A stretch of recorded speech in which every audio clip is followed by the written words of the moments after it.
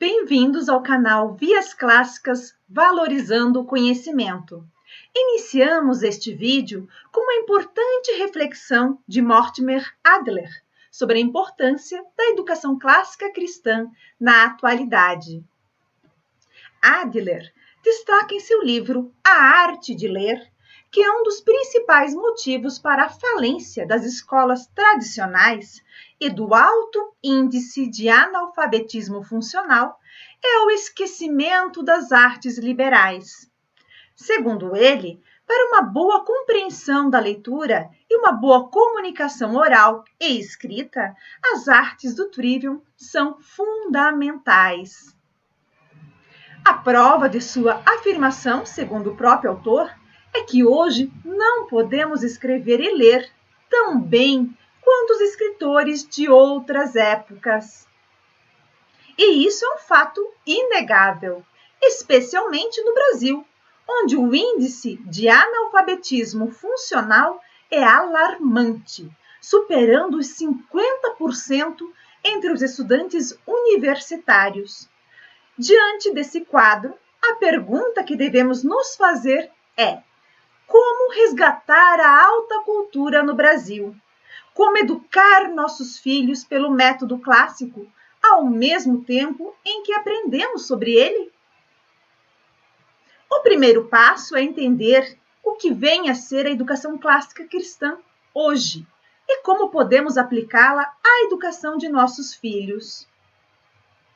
No vídeo anterior, apresentei os principais autores que inspiraram as artes liberais, no sentido de dar início ao que chamamos de mapa da ignorância, isto é, delinear tudo o que é necessário saber sobre um tema, possibilitando a formulação de um eficaz plano de estudo ao longo dos próximos anos. Já neste vídeo, indicarei autores mais recentes que, em suas obras, apresentam de forma sintética as possibilidades de aplicação da educação clássica cristã à sua família.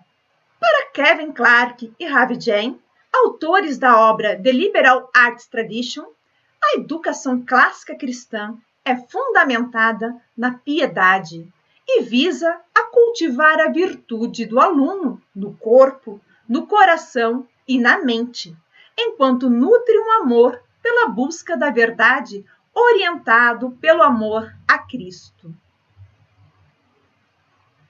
Já Monsenhor Álvaro Negromonte diz algo bastante semelhante em seu livro A Educação dos Filhos. Cuidar do corpo para servir a alma, cuidar da inteligência para servir à vontade e cuidar da vontade para servir a Deus. Este é o caminho digno de uma verdadeira educação clássica cristã. Monsenhor Álvaro Negromonte afirma também que o cuidado com o corpo, através da ginástica e do condicionamento físico, além de proporcionar saúde e robustez, é também uma base para a educação moral de nossos filhos.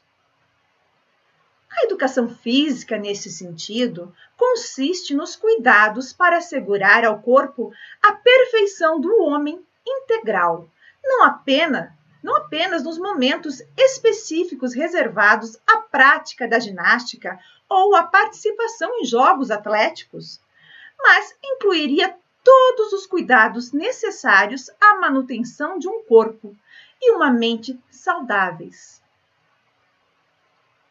A educação intelectual também se beneficia da saúde do corpo.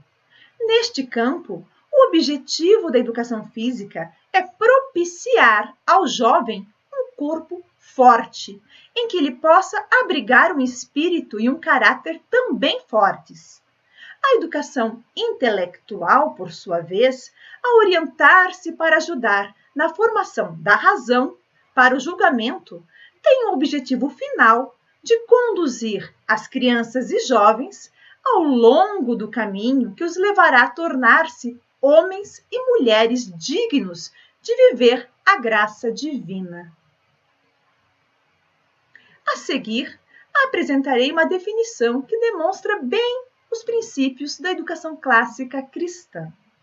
A educação clássica cristã é o cultivo de sabedoria e virtude, por nutrir a alma na verdade, bondade e beleza, por meio das 7 artes liberais, para que, em Cristo, o aluno esteja habilitado a melhor conhecer, glorificar e desfrutar de Deus. No livro A Vida Intelectual, de Padre Sertillanges, ele nos diz: amai a verdade e os seus frutos de vida, para o bem vosso e dos outros. Consagrai ao estudo e à sua utilização o principal do vosso tempo e do vosso coração. Mais adiante, neste mesmo livro, ele afirma: cada verdade é um fragmento que mostra por todos os lados as suas ligações. A verdade em si é uma, e a verdade é Deus. Deste modo, nosso objetivo ao prover educação clássica cristã aos nossos filhos é oferecer-lhes ferramentas para viver uma vida cristã, que também inclui o desenvolvimento de habilidades de bem pensar, escrever e falar. A união da moral cristã com o refinamento das capacidades cognitivas superiores em nossos filhos certamente resultará na tomada de melhores decisões ao longo de suas vidas.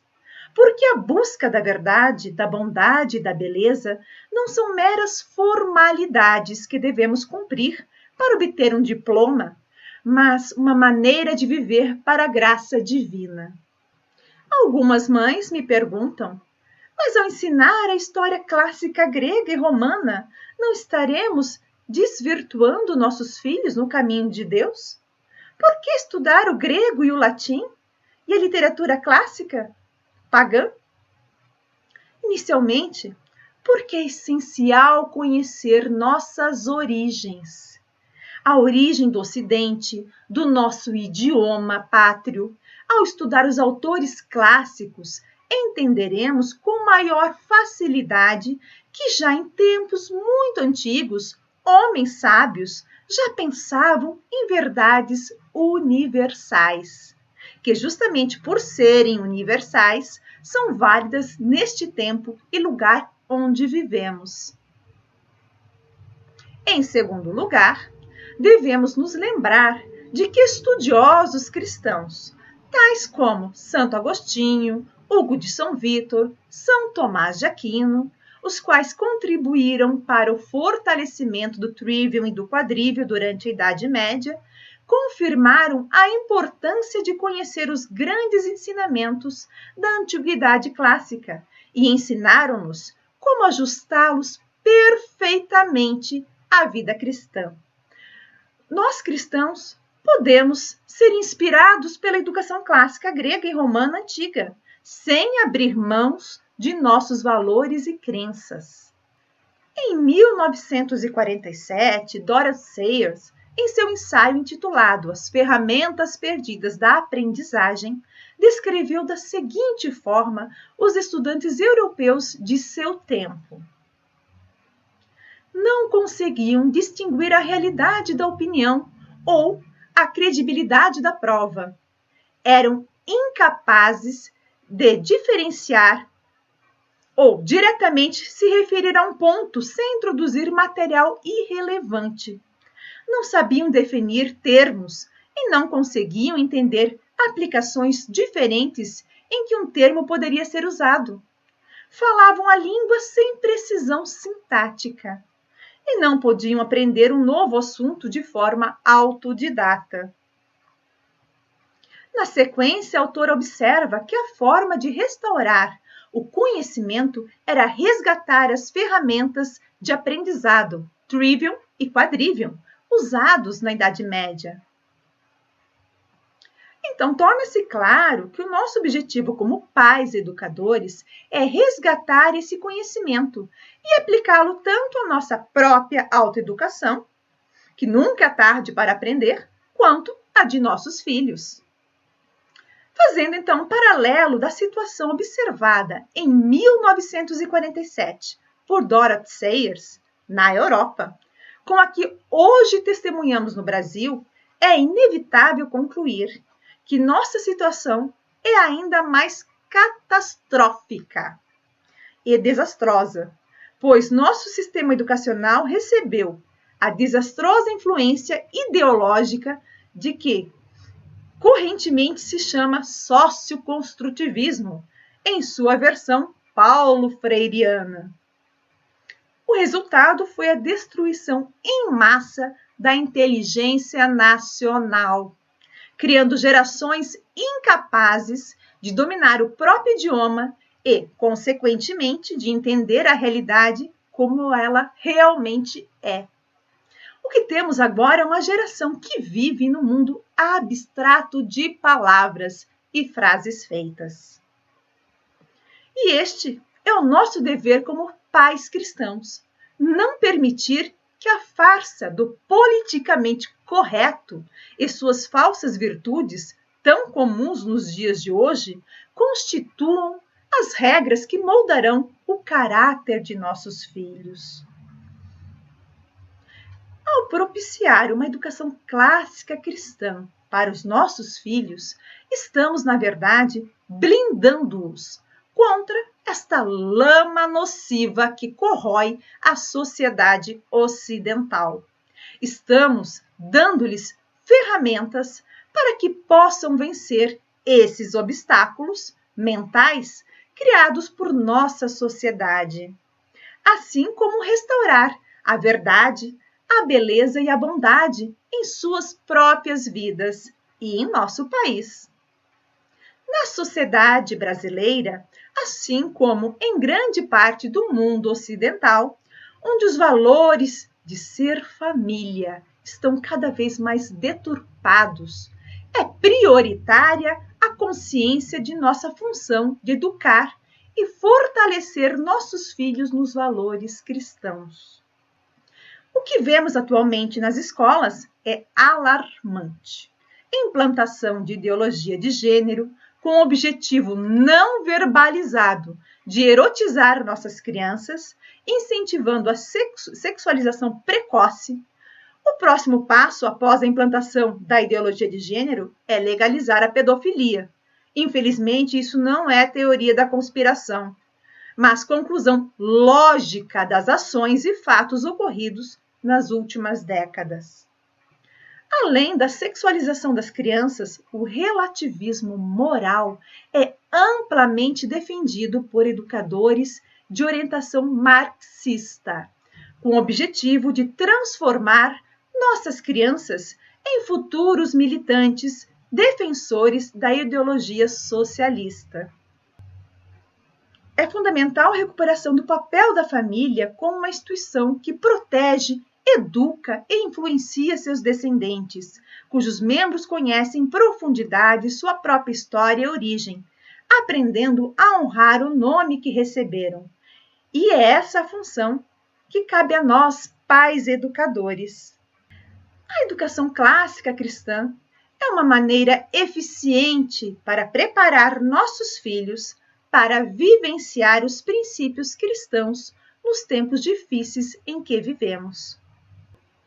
Ao dominar as ferramentas básicas de aprendizagem, gramática, lógica e retórica, a educação clássica desenvolverá em nossos filhos o autodidatismo, habilitando-os a avançarem e dominar por conta própria qualquer área de conhecimento em que decidam se dedicar. Como bem disseram os Bluedorns, autores da obra Ensinando Trivium, a educação moderna ensina uma multiplicidade de assuntos, mas não ensina as crianças a dominar as habilidades de entendimento, raciocínio, comunicação, para que se possa dominar qualquer assunto por si mesmas. Como afirmamos no vídeo anterior, as artes do Trivium são como 3 caminhos articulados e interligados, por isso é equivocado pensá-las como caminhos independentes. Para Para dividir o conteúdo de forma coerente com a maturidade das crianças, optou-se, na atualidade, por ordenar as 3 artes do Trivium em fases relacionadas à sua idade. A fase gramatical varia entre 6 e 7 a 9 e 10 anos. A fase lógica, entre 10 e 11 a 13 e 14 anos. E a fase retórica, entre 14 e 15 a 17 ou 18 anos. E esta divisão significa apenas que a maior parte do conteúdo que ensinaremos a nossos filhos em cada faixa de idade se aproximará mais de uma das artes do Trivium do que as demais. Lembre-se de que, frequentemente, durante o ensino de um certo conteúdo ou habilidade, essas fases ocorrerão simultaneamente ou em sequência.